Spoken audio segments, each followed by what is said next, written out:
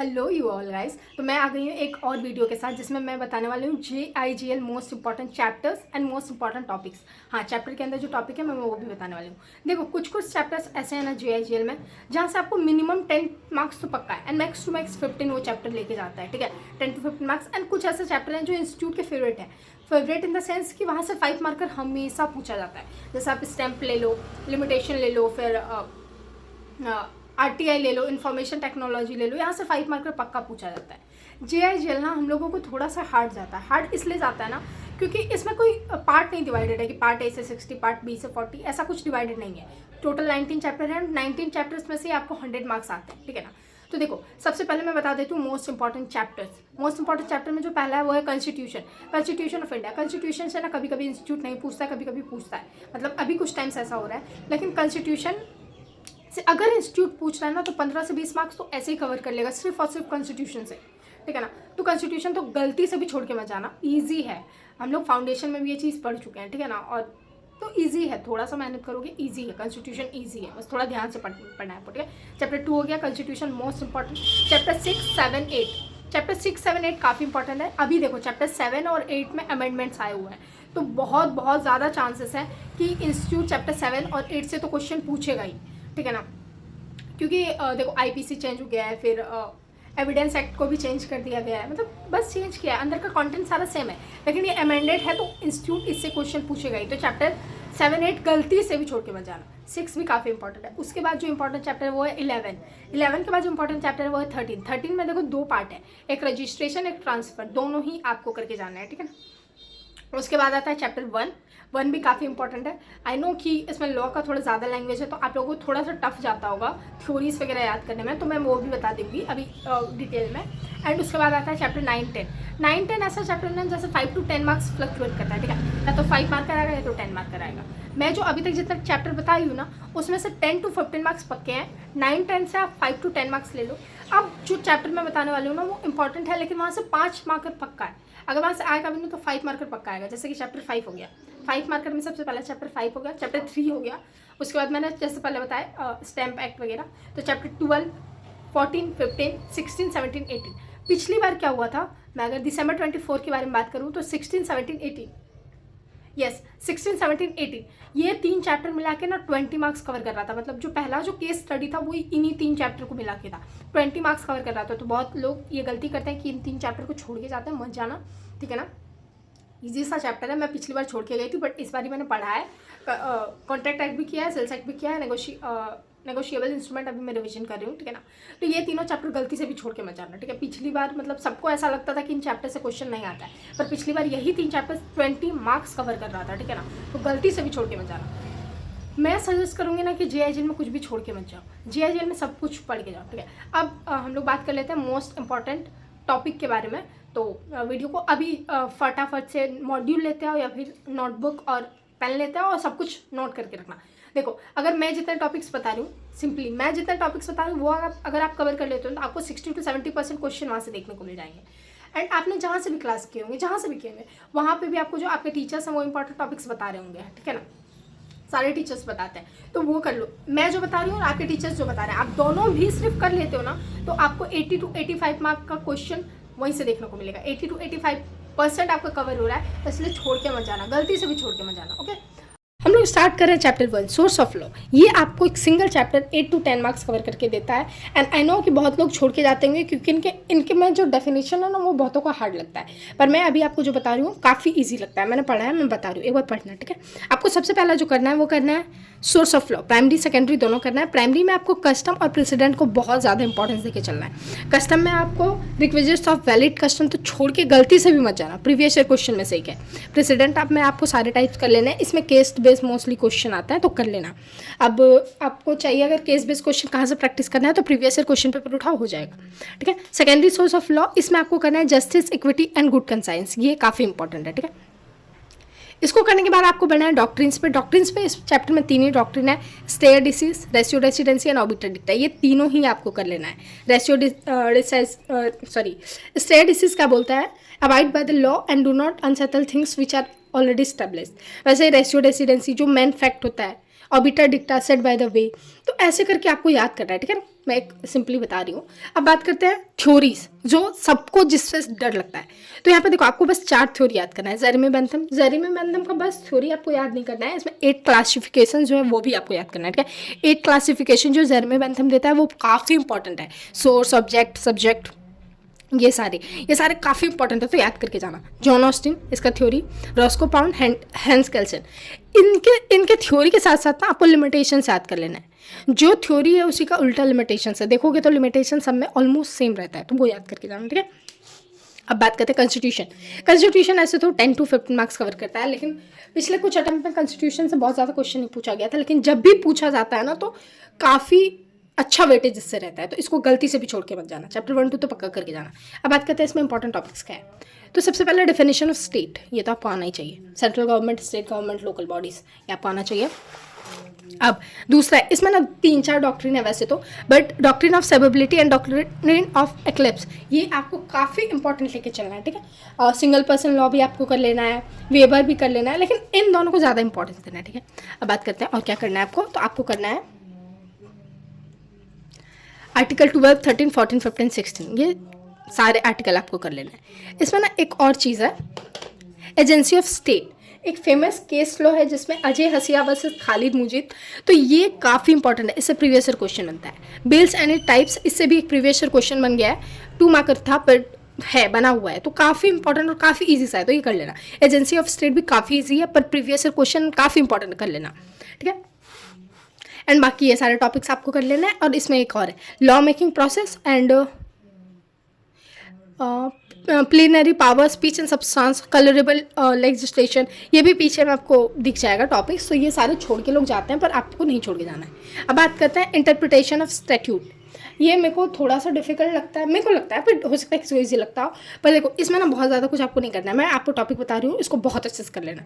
यहाँ पे आपको 5 मार्क्स तो कवर देखने को मिलता है, ठीक है। क्या है, आपको ये सारे जो भी है वो आपको कर लेना है, ठीक है। और दूसरा कर लेना है आपको प्राइमरी रूल्स, इसमें जो भी है हेडेंस रूल्स एंड और भी सारे रूल्स हैं ना, तो वो सब कुछ आपको कर लेना है। प्राइमरी रूल्स में जितने सारे इंपॉर्टेंट है वो सब कुछ आपको कर लेना है। अब आगे बढ़ते हैं एडमिनिस्ट्रेटिव लॉस के बारे में, ठीक है ना। मैं देखो सिंपली आपको बोल दे रही हूँ स्क्रीनशॉट लेने, मैंने सारे हाईलाइट कर दिए हैं, आपको बस स्क्रीनशॉट लेके या फिर वीडियो पॉज करो और अपना मार्क कर लो, ठीक है ना। एक एक टॉपिक मैं अभी नहीं बता सकती हूँ, आपको समझ में आ रहा होगा, नहीं समझ में आ रहा होगा आप कमेंट कर लेना, मैं बता दूंगा, ठीक है। यहाँ पे आपको सब कर लेना है। इसमें प्रिंसिपल सोर्स ऑफ लॉ आपको एक इंपॉर्टेंट टॉपिक करके चलना है। देखो एडमिनिस्ट्रेटिव लॉ एक ऐसा चैप्टर है जिससे कभी इंस्टीट्यूट क्वेश्चन पूछता है, कभी नहीं पूछता, लेकिन जब भी पूछता है ना वो 5 मार्क्स का पूछता ही है, मिनिमम 5 मार्क्स का वेटेज इस चैप्टर से है, तो इसको भी छोड़ के मत जाना, करके जाना, ठीक है। एंड चैप्टर 4 के कुछ इंपॉर्टेंट टॉपिक्स हैं वो कर लो आप। अब बात करते हैं law of taught. Law of taught एक ऐसा चैप्टर है ना जहाँ से 5 मार्क्स पक्का है। आप अगर आपका किस्मत अच्छा रहा ना तो 10 मार्क्स आ सकता है। किस्मत अच्छा क्यों? क्योंकि ये काफ़ी ईजी एंड काफ़ी छोटा सा चैप्टर है। इसमें देखो आपको क्या क्या करना है, ये सारे आपको कर लेना है। विकेरियस लाइबिलिटी पर थोड़ा ज़्यादा ध्यान देना, विकेरियस लाइबिलिटी ऑफ स्टेट भी कर लेना, जितने भी सारे प्रोसेस लाइबिलिटी है ना सब कर लेना, लेकिन विकेरियस लाइबिलिटी पर थोड़ा ज़्यादा ध्यान देना है और स्ट्रिक्ट लाइबिलिटी पर थोड़ा आपको ज़्यादा ध्यान देना है, ठीक है। फिर आपको कर लेना है रेलैंड वर्सेस फ्लेचर का जो केस है वो कर लेना है। Exceptions of rule of strict liability ये भी आपको कर लेना है, काफ़ी इंपॉर्टेंट है, काफ़ी छोटा है। Damage due to natural use of land, फिर use of act of God, act of third party, consent of plaintiff on default, ये काफ़ी ईजी सा है, तो इसको आपको करके जाना है, छोड़ना मत, ठीक है। Role of state in law of टॉट ये भी आपको करके जाना है। अब देखो रेमेडीज जो 2 होते हैं, एक जुडिशल एक एक्स्ट्रा जुडिशल, वो भी आपको करके जाना है, ठीक है ना। देखो जुडिशल एक्स्ट्रा दोनों आपको करके जाना है। अब यहाँ पे torts to wrong to person safety and freedom, इसमें ना कुछ टॉपिक है जो बहुत इंपॉर्टेंट है, जैसे battery, application of force, assault, assumption in mind of plaintiff that the defendant is going to commit a battery, ये है, तो ये आपको कर लेना है। दोनों में डिफरेंस आपको कर लेना है। फॉल्स इम्प्रिजमेंट, किसी को उसकी मर्जी के खिलाफ उसको रोक के रखना, वो होता है फॉल्स इम्प्रिजमेंट। मैलिशियस प्रोसिक्यूशन, ये काफ़ी इंपॉर्टेंट है। मैलिशियस प्रोसिक्यूशन होता है आप किसी के अगेंस्ट सिविल या क्रिमिनल कोई भी प्रोसीडिंग स्टार्ट कर रहे हो, ठीक है ना। फॉल्स प्रोसीडिंग तो वो होता है। Defamation attack on reputation of person, इसमें 2 होता है, libel and slander, permanent temporary form, सब कुछ आपको कर लेना है। ये काफ़ी ईजी एंड काफ़ी छोटा सा चैप्टर है, मैं इसलिए बोल रही हूँ ना क्योंकि ये चैप्टर मेरे ऐसे पूरा मुंह में बैठा हुआ है, इसलिए मैं बोल रही हूँ काफ़ी ईजी एंड काफ़ी मतलब स्कोरिंग चैप्टर जो होता है ना, मतलब लुल्लू पुच्चू चैप्टर, वो है, एक बार ही पढ़ के देखना। अब बात करते हैं law relating to civil procedure. ये भी काफ़ी ईजी चैप्टर है, 5 to 10 मार्क्स यहाँ से कवर होता है। मैं अगर बताऊँ ना तो आपको 5, 6, 7, 8 ऐसे चैप्टर हैं जो ईजीज आने वाले हैं, काफ़ी अच्छे से समझ में आने वाले हैं, काफ़ी इंपॉर्टेंट चैप्टर है। अगर आप 5, 6, 7, 8 भी कर लेते हो ना तो आपको 20 to 25 मार्क्स ऐसे हाथ मिल जाएंगे, ठीक है ना। तो अब बात करते हैं 6 सिविल प्रोसीजर। यहाँ पे देखो मैंने हाईलाइट कर दिया है, आप लोग मार्क कर लो। इसमें एक टॉपिक है जो मैंने यहाँ हाईलाइट नहीं किया, वो है मिस जॉइंडर। मिस जॉइंडर भी आपको करके जाना है। देखो मिस जॉइंडर एक होता है और एक होता है misjoinder in cause of action, तो वो भी करके जाना है, ठीक है। चलो chapter 7 law relating to crime and procedure. इसमें पहले तो आईपीसी था जो अब चेंज हो गया है, ठीक है ना। मतलब इसमें जो 2 टॉपिक था वो चेंज हो गया, लेकिन इसके अंदर का सब कुछ सेम है, इसलिए थोड़ा बहुत चेंजेस है। हाँ, इसमें एक और चीज़ है जो मैंने ऐसे ऐड नहीं किया है, तो वो मैं आपको यहाँ बता देती हूँ। क्या था,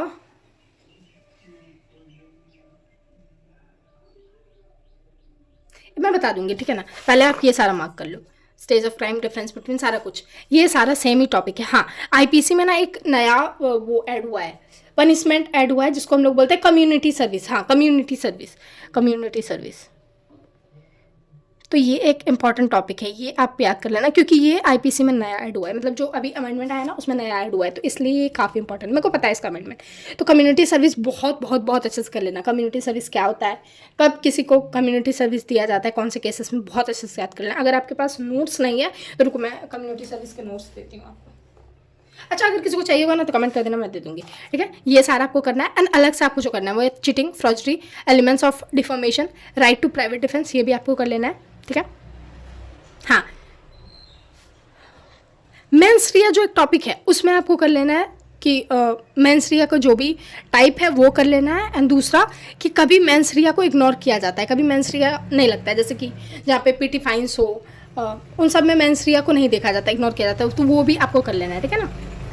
ये आपको कर लेना है, याद रखना, मेंस्ट्रिया का टाइप और जब भी मेंस्ट्रिया को नहीं देखा जाता, एक्सेप्शंस टू मेंस्ट्रिया, वो आपको बहुत अच्छे से कर लेना है। ये सारे टॉपिक कर लो। एंड ये community service, cheating, forgery and ये सारे टॉपिक्स कर लो, ठीक है। इतना ही काफ़ी है। मेरे को पता है अमेंडमेंट है, जिनको नहीं पता है मैं बहुत क्लियरली बोल रही हूँ कि इस चैप्टर में अमेंडमेंट है, तो बहुत अच्छे से अमेंडेड चैप्टर करके जाना, पुराना वाला चैप्टर मत करके जाना। देखो बहुत ज़्यादा कुछ चेंजेस नहीं है, लेकिन अमेंडमेंट करके जाओगे तो बहुत अच्छा होगा।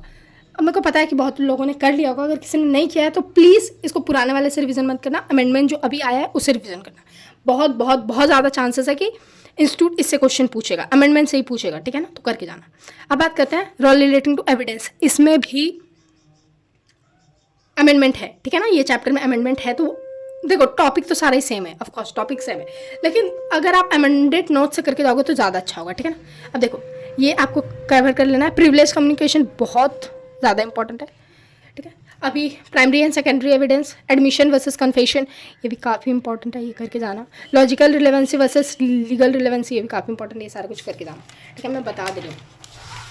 और यहाँ पे होगा स्टॉपल, प्रिंसिपल ऑफ स्टॉपल जो भी आप करके जाना, ठीक है।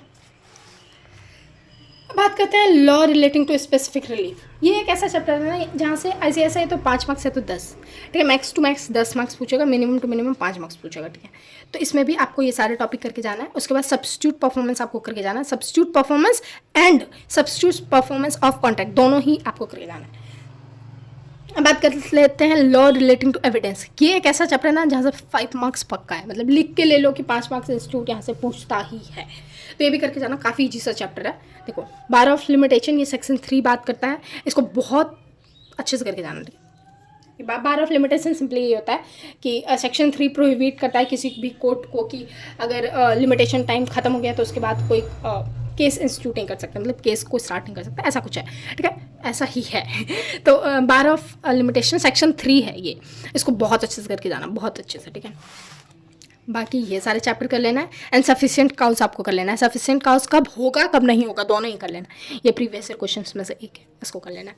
अब आगे बढ़ने से पहले मैं एक सिंपल सा बात आप लोगों को बताना चाहती हूँ कि देखो मेरे भी जून में एग्जाम है, पर आप लोगों की रिक्वेस्ट पे मैं वीडियो बना रही हूँ, है ना, मैं अपना रिविजन छोड़ के वीडियो बना रही हूँ। तो अगर आप लोग ऐसा लाइक करते हो, कमेंट करते हो, सब्सक्राइब करते हो, शेयर करते हो ना, तो मेरे को बहुत अच्छा लगता है, मतलब मैं मोटिवेटेड फील करती हूँ कि हाँ चलो थोड़ा सा ब्रेक के टाइम में मैं ये वीडियो बना रही हूँ ना, तो मेरे को वर्थ इट लगता है अगर आप लोग ये सारा कुछ करते हो। लेकिन जैसे आप लोग वीडियो देखते हो लेकिन सब्सक्राइब नहीं करते हो, तो मेरे को अंदर से थोड़ा बुरा लगता है। तो देखो, मैं अपने ब्रेक टाइम में ये वीडियो बना रही हूँ सिर्फ और सिर्फ आप लोगों के लिए। तो प्लीज़ सब्सक्राइब कर देना। मेरे को पता है बहुत लोग कमेंट करते हैं, तो मैं मतलब बहुत मतलब क्या बोलूँ आप लोगों के लिए, you are my like motivation, ठीक है ना। जो कमेंट करते हैं मेरे को बहुत अच्छा लगता है। एंड अगर आप लोग शेयर करोगे जिनको जानते हो, जिनको हेल्प हो जाएगा, तो बहुत अच्छा होगा, ठीक है ना। तो शेयर करना मत भूलना एंड सब्सक्राइब करना प्लीज़ मत भूलना, ताकि मैं ऐसे ही वीडियोज़ और बनाते रहूँ, ठीक है। अब बात करते हैं चैप्टर 11। चैप्टर 11 एक ऐसा टॉपिक है ना जिससे आपको 10 to 15 मार्क्स या 12 मार्क्स देखने को मिलता है, ठीक है ना। देखो, मैं इस चैप्टर को ईजी मैं कंसिडर करती हूँ। लाइक इसमें कुछ नहीं है, बहुत ज़्यादा कुछ नहीं है, लेकिन आपको थोड़ा ध्यान से पढ़ना होगा, क्योंकि ये चैप्टर थोड़ा सा मेरे को लगता है कि थोड़ा ध्यान देना चाहिए इसमें, ठीक है। और वैसे भी 10 to 15 मार्क्स का बात है या 12 मार्क्स का बात है, तो आपको तो इसमें ध्यान देना ही चाहिए, ठीक है ना। तो देखो, ये सारा कर ला। यहाँ पे आपको आर्बिट्रल अवॉर्ड कर लेना है और टाइम लिमिट दोनों अलग अलग करना है। पहले आर्बिट्रल अवॉर्ड का डिफिनेशन कर लेना, आर्बिट्रल अवार्ड जो time limit of arbitral award वो कर लेना, आर्बिट्रेटर कर लेना, कब अपॉइंट होते हैं, कितने अपॉइंट होते हैं वो सारे कर लेना, ग्राउंड्स ऑफ चैलेंज कर लेना, एंड बाकी आर्बिट्रेशन, मेडिटेशन, कॉन्सलेशन में ये सारे टॉपिक कर लेना एंड ये, ठीक है। अब बात करते हैं इंडियन स्टैम्प लॉ।